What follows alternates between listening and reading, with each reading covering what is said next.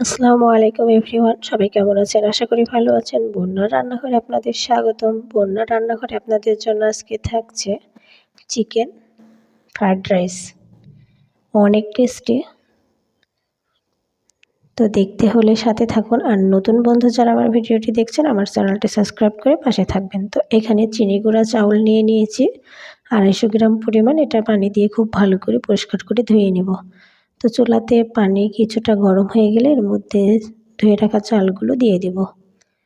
পরিমাণ মতো লবণ দিয়েও দেব। এটা পুরোটা সিদ্ধ করা যাবে না, 80% সিদ্ধ করে নিব। অবশ্যই চেক করে নিতে হবে। মাঝখানে দেখতে হবে যে একটু শক্ত দানা ভাব আছে। তো হয়ে গেছে। এখন কিছুটা ঠান্ডা পানি এর মধ্যে দিয়ে ছেঁকে নিব। নিয়ে বাতাসে কিছু সময় রেখে দেব। রেখে নর্মাল ফ্রিজে রেখে দিতে হবে। অন্তত নর্মাল ফ্রিজে 2 ঘন্টা রাখার চেষ্টা করবেন। আর যদি সময় থাকে তাহলে আগের দিন রাইসটা রান্না করে ফ্রিজে রেখে দিলে সবথেকে পারফেক্ট হবে, অনেক ঝরঝরে হবে।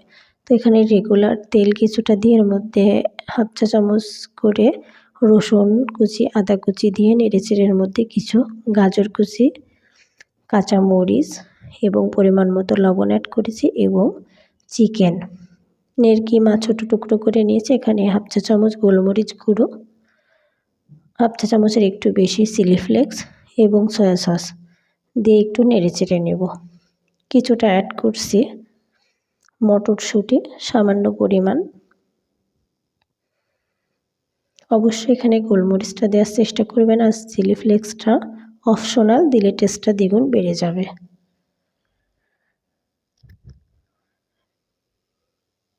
এখানে সামান্য পরিমাণ বরবটি অ্যাড করেছি এবং সামান্য করে 3 রকমের ক্যাপসিকাম।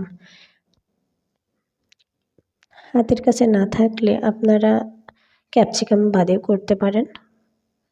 আর চিনি গুঁড়া চাল দিয়ে ফ্রাইড রাইসটা রান্না করলে টেস্টটা দ্বিগুণ বেড়ে যায়। তো এগুলো এক সাইডে রেখে এখানে একটা ডিম, রেগুলার তেল দিয়ে একটা ডিম ভেজে নিব। সাইডে ডিমটা দিয়ে এভাবে ভেজে নিলে অনেক সফট থাকে। সামান্য এখানে গোলমরিচ গুঁড়ো অ্যাড করব,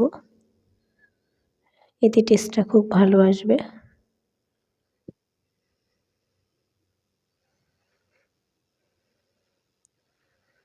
দিয়ে এখানে সবজিগুলোর সঙ্গে মিক্সড করে নিব। আমার ডেসক্রিপশন বক্সে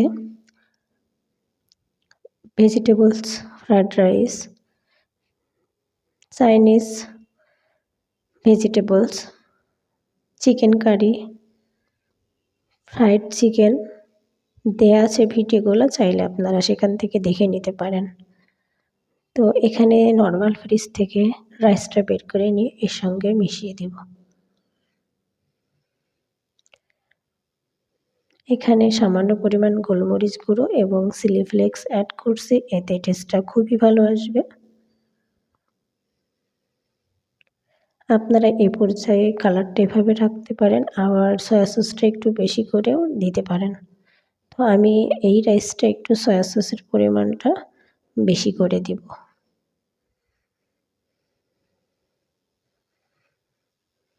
খুব ভালো করে নেড়েচেড়ে নিয়ে কিছু সময় ঢাকা দিয়ে রেস্টে রেখে দেব। চুলার আঁচটা একদম লোতে রাখতে হবে।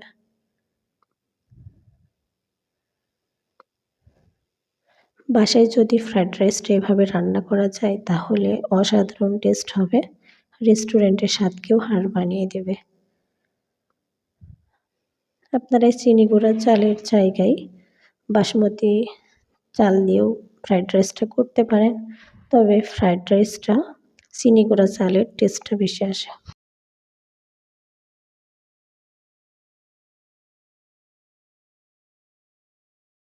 এখানে ঢাকা দিয়ে কিছু সময় রেখে দিলে তৈরি হয়ে যাবে। তো পারফেক্টলি আমার রাইসটা হয়ে গেছে।